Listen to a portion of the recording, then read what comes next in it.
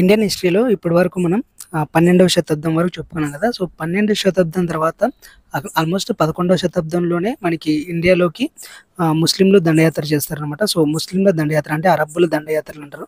So అరబ్బుల దండయాత్రల నుంచి ఈ Delhi sultanates ఎలా వచ్చారో, తర్వాత మనకి మొఘల్ సామ్రాజ్యం ఎలా స్థాపించబడింది, దాంతోపాటు ఈ భక్తి ఉద్యమాలు, సూఫీ ఉద్యమాలు ఉన్నాయి కదా, వీటి గురించి కూడా ఇన్ డీటెయిల్గా తెలుసుకుందాం. సో మనకి ఏన్షియంట్ హిస్టరీ అంత అవసరం లేదు, కానీ మిడివల్ హిస్టరీ అంటే ఇది మధ్యయుగ భారతదేశ చరిత్ర అనేది చాలా ఇంపార్టెంట్ అండి కొంచెం. సో వీటి మీద కొంచెం ఎక్కువ ఫోకస్ చేయాలి. ఇక్కడ నుంచి దీని మీద కొంచెం ఎక్కువ ఫోకస్ చేసి దీని తర్వాత వస్తుంది కదా మనకి నేషనల్ మూవ్మెంట్, భారత స్వాతంత్రోద్యమం. సో దాని గురించి ఎక్కువగా బిట్స్ వచ్చే అవకాశం ఉంది కాబట్టి వాటిని ఎక్కువగా చదువుకోవాలన్నమాట. సో మనకి అరబ్బుల దండయాత్ర మొట్టమొదటిసారిగా మనకి అరబ్బుల దండయాత్ర ఎప్పుడు జరిగిందంటే క్రీస్తు శకం 712లోన మహమ్మద్ బిన్ కాసిం అనే అతను, మనకి అరబ్స్ అనమాట వీళ్ళు, అక్కడ దండయాత్ర చేశాడు ఆయన. సో మొట్టమొదటిగా దండయాత్ర చేసిన ఇస్లాం మత పాలకుడు ఎవరంటే మహమ్మద్ బిన్ కాసిం, ఇది గుర్తుపెట్టుకోండి. సో నెక్స్ట్ ఈ మహమ్మద్ బిన్ కాసిం తర్వాత ఇంకా ఇద్దరు వస్తారండి. సో ఆ ఇద్దరు వచ్చేసి గజ్నీ మహమ్మద్, గోరీ మహమ్మద్. మీరు ఈ పేర్లు చాలాసార్లు వినింటారు, కాకపోతే కొంచెం కన్ఫ్యూజ్ అవుతుంటారు. ఫస్ట్ వచ్చింది గజ్నీ మహమ్మద్ అండి, 998 క్రీస్తు శకం 998లో వచ్చాడు. 1030 వరకు ఉన్నాడు ఈయన. సో 1030 వరకు ఉన్నాడు. 17 సార్లు దండయాత్ర చేశాడు అనమాట. సో క్రీస్తు శకం 1000 నుంచి క్రీస్తు శకం 1027 వరకు 17 సార్లు దండయాత్ర చేశాడు. సో ఇతని కాలంలో అమల్లో ఉండేవి కూడా కొన్ని నాణ్యాలు ఉంటాయి, దినార్లు అంటారు. ఇంకా ఈయన దండయాత్రలు ఏమేమి చేశాడంటే మనకి సోమనాథ ఆలయం ఉంటుంది కదా, సో సోమనాథ ఆలయాన్ని ధ్వంసం చేశాడు. దీంతో పాటు చక్రస్వామి ఆలయం అని ఉంటుంది. సో చక్రస్వామి ఆలయాన్ని కూడా ధ్వంసం చేశాడు అనమాట ఈయన. నెక్స్ట్ ఈయన భారతదేశానికి రావడానికి ముఖ్య కారణం ఏంటంటే ధనం కోసం, దాంతోపాటు ఇస్లాంని వ్యాప్తి చెందించడం అనమాట. సో గజ్నీ ఇండియాకి వచ్చిన, అంటే ఇండియా మీద దండయాత్ర చేయాల్సిన ఆవశ్యకత ఏంటంటే ఒకటి ధనం కోసం, రెండు వాళ్ళ మతాన్ని వ్యాప్తి చేయడం కోసం. సో ఈయన ముఖ్య ఉద్దేశాలు ఏంటంటే విగ్రహారాధనని నిర్మూలించడం, తర్వాత ఇస్లాంని వ్యాప్తి చెందడం. ఇవి ఆయన ఇంపార్టెంట్ అజెండా అనమాట. ఇంకా గజ్నీ మహమ్మద్లో కొంతమంది పండితులు ఉన్నారనమాట, కవులు ఇంపార్టెంట్ ఇవి. సో అల్బెరూని అనే ఆయన ఒకడు ఉంటాడు. సో అల్బెరూని, ఉల్బే, ఫిరదౌసి ఇలాంటి వాళ్ళు ఉంటారన్నమాట. మనకి ఫిరదౌసి ఇంపార్టెంట్ అనమాట. ఫిరదౌసి వచ్చేసి షానామా అనే గ్రంథాన్ని రచించాడు. ఇవన్నీ కూడా నేను నోట్స్లో కొన్ని కవర్ చేయలేదు, కొన్ని కవర్ చేశాను. నేను వెరీ ఇంపార్టెంట్ మాత్రమే నోట్స్లో కవర్ చేశాను, మిగతావి క్లాస్లో చెప్తా కదా అన్నట్లు రాశాను అనమాట. సో అవి కూడా నేను బిట్స్ ఇస్తాను లాస్ట్లోన. మనం లైవ్ సెషన్స్ పెట్టుకొని బిట్స్ రూపంలో రాసుకుందాం. ఈ వెరీ ఇంపార్టెంట్ మాత్రమే నేను ఈ పీడిఎఫ్లో ఇస్తున్నా, మిగతావన్నీ బిట్స్ రూపంలో లాస్ట్లో చెప్పుకుందాం మనం. ఇది గజ్నీ మహమ్మద్ గురించి అండి. నెక్స్ట్ మహమ్మద్ గోరీ మహమ్మద్ అని కూడా అంటారు. సో ఇతనికి వేరే పేర్లు కూడా ఉన్నాయన్నమాట. గియాజుద్దీన్ మహమ్మద్ అని, ముమీజుద్దీన్ మహమ్మద్ అని ఉంటాయి. సో ఇతని దండయాత్రలు ఫస్ట్ ఇతను దండయాత్ర చేసిన సంవత్సరం 1175. సో ఎవరిని ఓడించాడంటే సోలంకి రాజు అంటారు, గుజరాత్కి చెందిన ఆయన. సో సోలంకి రాజు రెండవ మూల రాజు ఉంటారు, ఆయన్ని ఓడించాడు. తర్వాత పృథ్వీరాజ్ చౌహాన్ తెలుసు కదా మీకు. సో పృథ్వీరాజ్ చౌహాన్కి గోరీకి జరిగిన యుద్ధాలు రెండు ఉంటాయి. మొదటి తరైన యుద్ధం, రెండవ తరైన యుద్ధం ఉంటుంది. సో 1191లోన మొదటి తరైన యుద్ధం జరుగుతుంది. సో మొదటి తరైన యుద్ధంలోన పృథ్వీరాజ్ చౌహాన్ గెలుస్తాడు.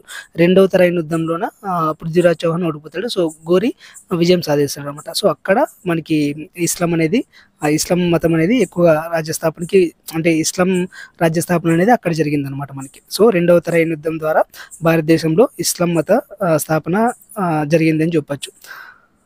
సో ఈ తరైన యుద్ధాలకి స్థానేశ్వర యుద్ధాలను కూడా అంటారు అనమాట. నెక్స్ట్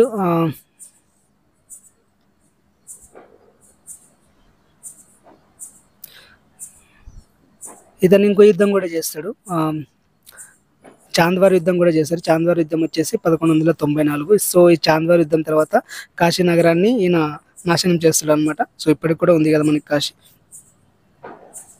తర్వాత ఈయన వచ్చేసి సింధు రాష్ట్రంలోనే గోరీ చంపబడ్డాడు అనమాట, అది మనకు అవసరం లేదు.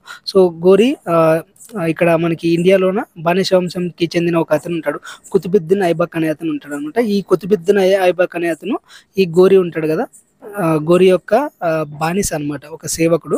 సో అతన్ని ఇండియాలోన నువ్వు ఇక్కడ పరిపాలన చూసుకొని రివర్స్ వెళ్ళిపోతుంటే, అరబ్ దేశానికి వెళ్ళిపోతుంటే మధ్యలో సింధు ప్రాంతంలో, సింధు రాష్ట్రంలోన కొంతమంది వాళ్ళు దారిదోపిడిగారులు అంటారు, కక్కోర్లు అంటారు, కుక్కర్ల చేత చంపబడ్డాడు అనమాట ఈయన. సో నెక్స్ట్ బానిసవంతం స్టార్ట్ అవుతుంది. సో ఆయన చనిపోయాడు కాబట్టి ఇక్కడ బానిస ఎవరున్నారు, కుతుబుద్దీన్ ఐబక్ ఉన్నాడు కదా. సో అక్కడ ఎలాగో గోరి చనిపోయాడు కాబట్టి నేనే ఇప్పుడు ఇండియాకి రాజుని అనే విధంగా ఈయన బానిస వంశాన్ని స్థాపిస్తాడు అన్నమాట. సో ఇక్కడ 1206లోన మహమ్మద్ గోరి చనిపోయిన తర్వాత కుతుబుద్దీన్ ఐబక్ అనే ఆయన ఇప్పుడు బానిస వంశానికి చెందినవాడు అని చెప్పాం కదా, ఢిల్లీ సుల్తానేట్గా మారుతాడు అనమాట. సో ఢిల్లీ సుల్తానేట్ని స్థాపించింది ఎవరంటే కుతుబుద్దీన్ ఐబక్ అని చెప్పుకోవచ్చు మనం. సో ఇందులో మనకి 5 వంశాలు ఉంటాయి. ఒకటి బానిస వంశం, ఖిల్జీ వంశం, తుగ్లక్ వంశం, సయ్యద్ వంశం, లోడి వంశం అని 5 వంశాలు ఉంటాయి అనమాట. సో వీటిలో ఇంపార్టెంట్ రాజుల్ని ఒకసారి చూద్దాం. సో ఫస్ట్ వచ్చేసి కుతుబుద్దీన్ ఐబక్ అండి. కుతుబుద్దీన్ ఐబక్ని లాక్ బక్ష్ అని కూడా అంటారు, ఎందుకంటే లక్షలు దానం చేసేవాడు అని అంటారు అనమాట ఆయన్ని. సో లాక్ బక్షగా పిలువబడ్డారు. లాక్ బక్ష్ బిర్దేవర్ అంటే కుతుబుద్దీన్ ఐబక్ అని చెప్పుకోవచ్చు. సో కుతుబ్ మినార్ని స్టార్ట్ చేశారనమాట. కుతుబ్ మినార్ ఉంది కదా ఒకటి, దాన్ని ప్రారంభించారన్నమాట. దాన్ని నిర్మాణాన్ని ప్రారంభించారు. ఇతని అల్లుడు ఉంటారు ఇల్టుష్మిష్ అని, అతను పూర్తి చేస్తాడు. సో కుతుబ్ మినార్ నిర్మాణాన్ని ప్రారంభించింది ఎవరంటే కుతుబుద్దీన్ ఐబక్ అని చెప్పుకోవచ్చు. నెక్స్ట్ ఇల్టుష్మిష్ అని చెప్పాం కదా. సో ఈయన వచ్చేసి కుతుబుద్దీన్ ఐబక్ కూతుర్ని పెళ్లి చేసుకుంటాడు అనమాట. ఇంకా ఈయన కాలంలోనే రాజపుత్రులు తిరుగుబాట్లు చేస్తారు, కాకపోతే రాజపుత్రులు కూడా ఈయన అణచివేస్తాడు అనమాట. ఈయనకి ఉన్నతాధికారుల కొంచెం ఒక మంత్రి మండలి అంటారు కదా, ఆ మంత్రి మండలిని తుర్కానీ చహల్గాని అంటారు అనమాట. తుర్కానీ చహల్గాని అంటే ఒక 40 మంది ఉన్నతాధికారులు, మంత్రి మండలం కాదు, ఒక 40 మంది సహాయంతో ఈయన పరిపాలన చేస్తారనమాట. ఆ 40 మంది ఉన్నతాధికారులని తుర్కానీ చహల్గాని అంటారు అనమాట. సో ఇతను వచ్చేసి వెండి నాణాలని, రాగి నాణాలని ప్రవేశపెట్టాడు. వెండి నాణాలని టంకా అంటారు, రాగి నాణాలని జీతాలు అంటారు. సో ఈయన తర్వాత ఇల్టుష్మిష్ తర్వాత కొన్ని గొడవలు జరుగుతాయి రాజ్యం ఏలుకోవడానికి. సో ఆ టైంలో రజియా సుల్తాన్ అనే ఆమె సింహాసనం ఎక్కుతుంది. సో భారతదేశంలో సింహాసనాన్ని అధిష్ఠించిన మొదటి మహిళ ఎవరంటే రజియా సుల్తానా.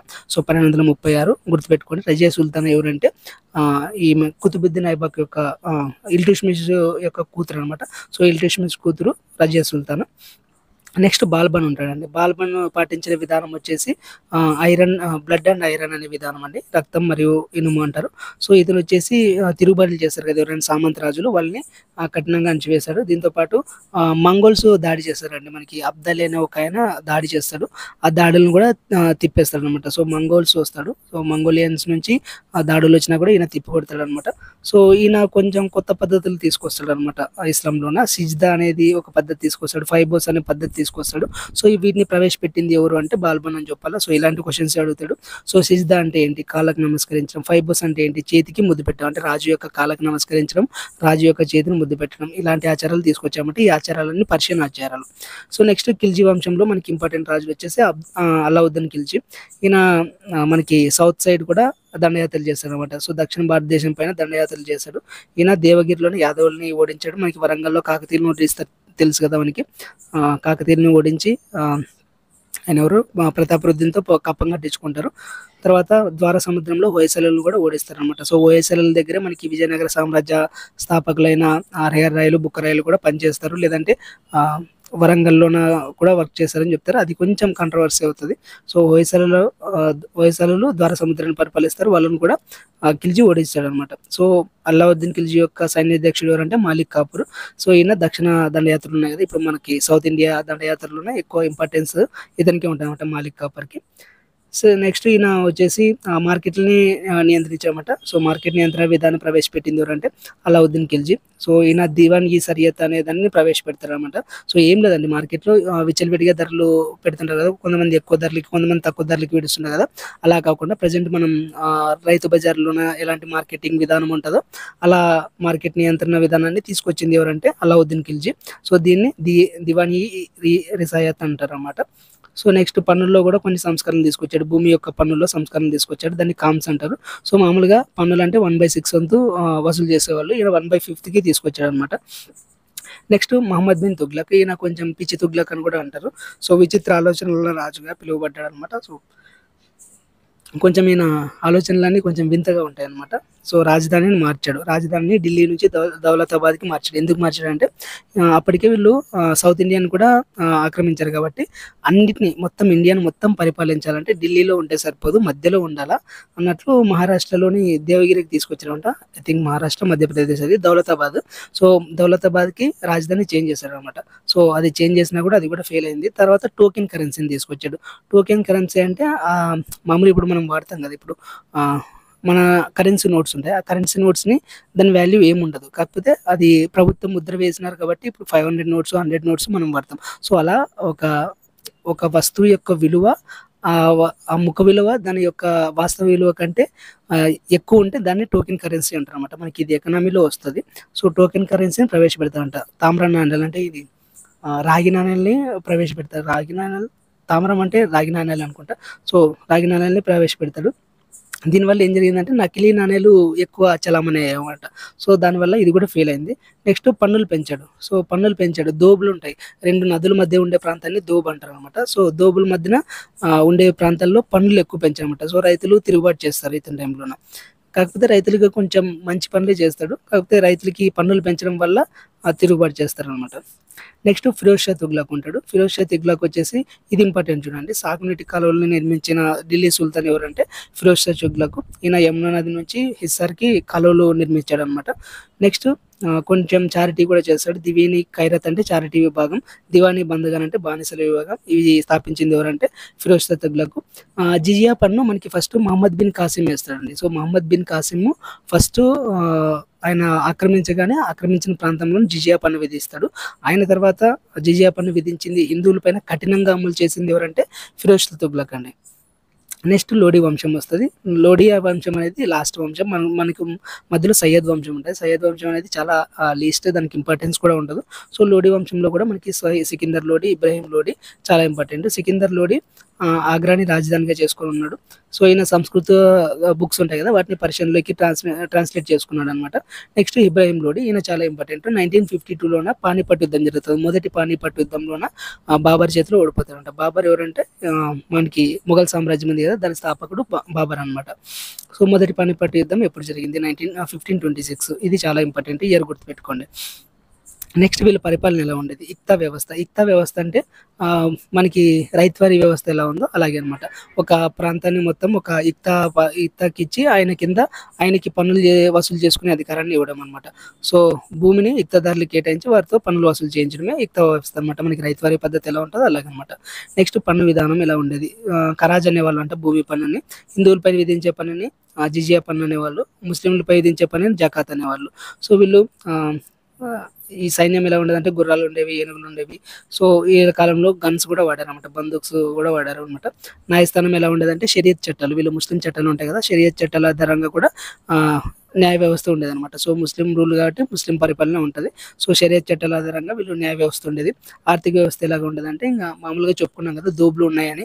సో, గంగా యమునా నది మధ్య ప్రాంతంలో ఉండే దోబు అనేది చాలా మనకిప్పుడు విజయనగర సామ్రాజ్యంలోని తుంగభద్ర, కృష్ణ మధ్యన ఉండే ప్రాంతం కోసం ఎలా గొడవలు జరిగాయో అక్కడ గొడవలు జరుగుతాయన్నమాట. అంటే సారవంతమైన ప్రాంతం అన్నమాట. ఇప్పుడు కృష్ణా గోదావరి డెల్టా ఉంది. ఆ డెల్టాలోని పంటలు బాగా పండుతాయి కదా. సో, ఆర్థిక వ్యవస్థ ఆటోమేటిక్‌గా బాగుంటదనమాట. నెక్స్ట్ వాణిజ్యం వచ్చేసి వీరు అరేబియాతోన, పర్షియాతో కూడా వ్యాపారం చేస్తారు. వస్త్రాల వ్యాపారం చేస్తారు, మసాలాల వ్యాపారం చేస్తారు. సో, నాణాలు ఇందాక చెప్పాం కదా, వెండి నాణాలని రాగి నాణాలని ప్రవేశపెట్టారని. సో, వెండి నాణాలని టంకా అంటారు, రాగి నాణాలని జీతాలు అంటారు. వీళ్ళ సంస్కృతి ఎలా ఉండేది? ఆర్కిటెక్చర్ అంటే నిర్మాణాల్లోనే ఇండో ఇస్లామిక్ శైలి వచ్చిందనమాట. సో, దీనికి ఇండో ఇస్లామిక్ శైలికి ఉదాహరణలు వచ్చేసి కుతుబ్ మినారు, అలాయ్ దర్వాజా, జామా మసీద్ ఇవన్నీ ఢిల్లీ సుల్తానేట్ కాలంలో నిర్మించినవి అనమాట. సో, సాహిత్యం వచ్చేసి మనకి అమీర్ ఖుస్రో ఉంటారు. అమీర్ ఖుస్రో వచ్చేసి అలావుద్దీన్ ఖిల్జీ కాలంలో ఉంటాడు. ఈయన ఇండియన్ పక్షి కాదు ఇది. సో, ఇది వేరే ఉంటుంది, నేను తర్వాత చెప్తా దీన్ని. నెక్స్ట్ తారిఖీ అలాయి, ఖజాన్ ఉల్ ఫుతూహ్ అనే గ్రంథాలు రచించాడు అనమాట. ఇంకా హిందుస్థానీ సంగీతం అభిరుచింది. మనం సంగీతంలో చెప్పుకున్నాం కదా, కర్ణాటక సంగీతం, హిందుస్థాన్ సంగీతం అనేది. కర్ణాటక సంగీతం అనేది ఇండియాకి సంబంధించింది. హిందుస్థానీ సంగీతం అనేది అరబ్స్ ప్రవేశపెట్టింది అనమాట. సో, ఇక్కడ హిందుస్థానీ సంగీతం అభివృద్ధించింది, కవ్వాలి కూడా అభివృద్ధి చెందింది. కవ్వాలి అంటే ఎలా ఉంటుందంటే అది మనకి ఉప్పెన సినిమాలోన ఫస్ట్లో వస్తుంది చూడండి సాంగ్, ఇష్క్ షిఫాయి అన్నట్లు, అలాంటి పాటలని కవ్వాలి అంటారు అనమాట. నెక్స్ట్ ఇబ్రాహీం లోడీ తర్వాత ఇబ్రాహీం లోడీ బలహీనమైన పాలన అనమాట. ఆయన టైంలోనే అంతర్గత తిరుగుబాట్లు స్టార్ట్ అయ్యాయి. ఆ టైంలో మనకి ఈ బాబర్ వచ్చేసి మొదటి పానిపట్ యుద్ధంలో ఇబ్రాహీం లోడీని అంతం చేసేసి ఇక్కడ ఈయన మొఘల్ సామ్రాజ్యాన్ని స్థాపిస్తారు అనమాట. దీనికి మధ్యలోనే మనకి భక్తి యుద్ధము, సూఫీ యుద్ధం ఉంటుంది. భక్తి యుద్ధం ఏంటంటే భక్తిని ప్రచారం ఇప్పుడు ముస్లిమ్స్ వచ్చి హిందువుల్ని ముస్లింలుగా కన్వర్ట్ చేయడము, ఇలాంటి పనులు చేసేటప్పుడు మన హిందూ మతం కోసం కొంతమంది ఒక ఉద్యమాన్ని చేపట్టారంట. అలాంటి ఉద్యమాలు 7వ శతాబ్దంలోనే స్టార్ట్ అయ్యాయన్నమాట. సో 7వ శతాబ్దంలో ఇంకొకటి గాని జరిగింది. హిందూస్‌లో కూడా 2 రకాలు ఉంటారన్నమాట. ఒకరు వైష్ణవుని అంటే విష్ణువుని పూజించే వాళ్ళు ఒక సైడు, శివుడిని పూజించే వాళ్ళు ఒక సైడ్ ఉండేవాళ్ళన్నమాట. సో ఇక్కడ విష్ణువుని పూజించే వాళ్ళని అల్వార్‌లని, ఆహ్ శివుడిని పూజించేవాళ్ళని నాయనార్లని ఉండేవాళ్ళనమాట. సో వీళ్ళ ద్వారా కూడా కొంచెం ఎవరి మతాన్ని వాళ్ళే అభివృద్ధి చేసుకోవాలని వాళ్ళలో వాళ్ళు గొడవ పడ్డము, వాళ్ళు వాళ్ళ మతాన్ని అభివృద్ధి చేసుకోవడము, వాళ్ళ మతాన్ని ప్రచారం చేసుకోవడం ఇవన్నీ జరిగాయి.